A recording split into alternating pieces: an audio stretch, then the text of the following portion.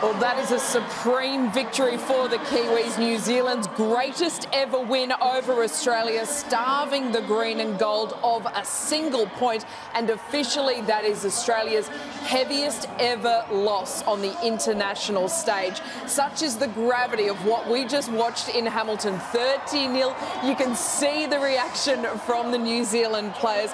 Michael Maguire, take a bow. That is a 48-point turnaround inside 7 days. The execution, the defence, that was elite. Cooper Cronk, Greg Alexander and a very proud Kiwi sitting on our panel, Brandon Smith. What is your reaction to that? How proud are you of your boys this afternoon?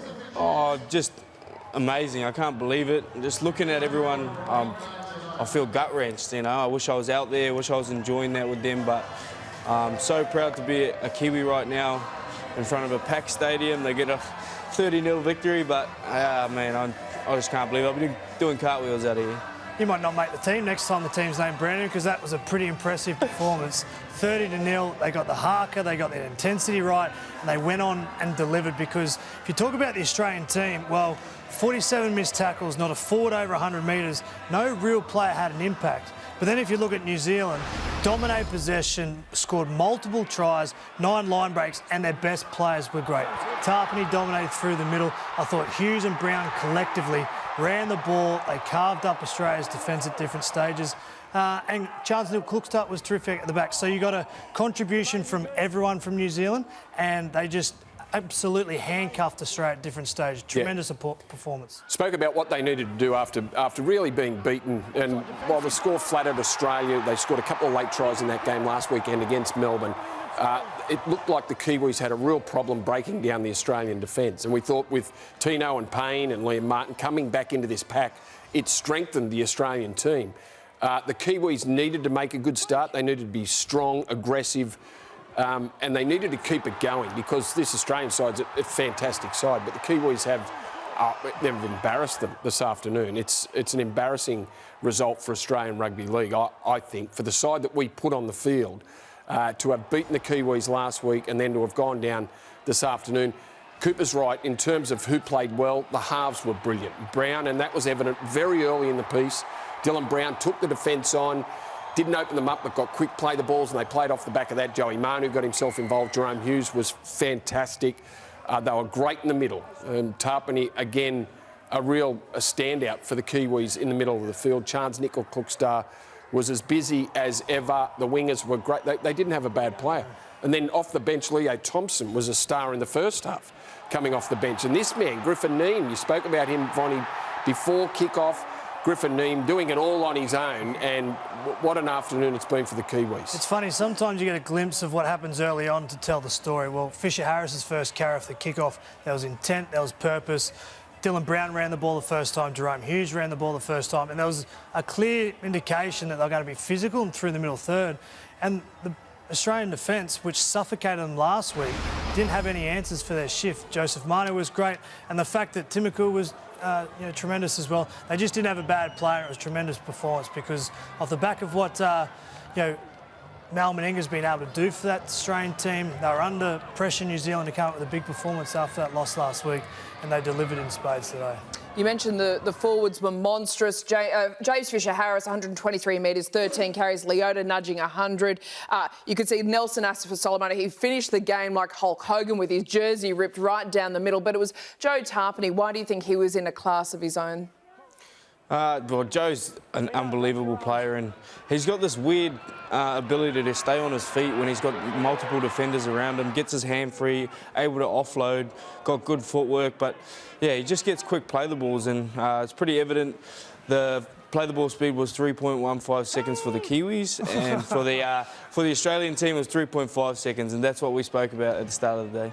I think the missed tackles from Australia, 47, shows the impact that someone like Tarpany had.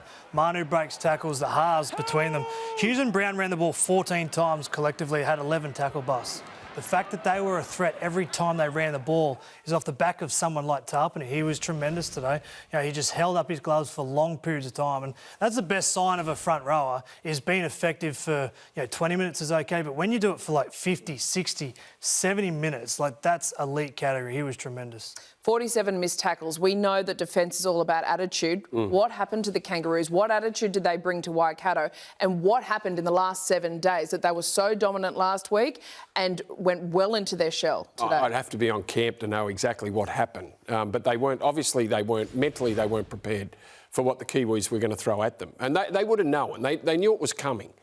They would have known after beating New Zealand last week, New Zealand coming in with the same side, really having no option to pick anyone else, not change. They would have known exactly what was coming. And I'm sure Mal spoke about the ambush is coming. He addressed the revenge. He said there will be nothing better. Course. There is no greater motivator than revenge. And we spoke about some of the individuals that were disappointing for the Kiwis last week. And that's motivation to play again. They're playing at home. That was another point, another factor that was probably... had, advantage for the Kiwis. But, Vonnie, I'm 34 tackles in the first half. Like, the tackle count didn't get much better, missed tackle count for the Australians. But they barely had the ball in the second half. I know when they ran in their third try, I think when Timoko ran in the try in the 60th minute, we'd completed 5 sets in the second half. Australia had no ball. So they were poor in the first half. Nothing happened in the sheds at half-time to give them the motivation to come out because the Kiwis dominated even further in the second half. Well, the only way to answer that question is, one, individual accountability to the Australian player that goes out, and two, maybe after the performance last week, a little bit of complacency. Under Mal, they've played 25 or 26 games now. That's only his third loss as Australian coach. So he's had a lot of success. That playing group have probably been used to it. So to answer the question about the performance of Australia, it was a dominant New Zealand performance, but then maybe individual accountability and a little bit complacency off the back of last week. Do you think it's hard because they played each other back-to-back and Australia wins week 1? Have you ever been in a situation where you have played back-to-back games against either New Zealand or England, won game 1 and then bowed out in game 2 because it is a little bit different? I'm going to throw myself under the bus here, Greg. Thanks for doing that for me. But, yeah, the same thing happened to me in 2010. We beat New Zealand in New Zealand, then came back for the final at Suncorp, and Benji Marshall did Four his Nations thing. tournament. Benji Marshall did his thing in the last couple of seconds. So there's no doubt then and now comes back to the individual player, because you've got the ability, you've got the cattle, you've got to go out and execute every time you lace on a boot. Well, wonderful scenes for New Zealand in Waikato. 30 points to 0 over Australia to become our Pacific Cup champions. We'll have plenty more after the break. You're watching Fox League.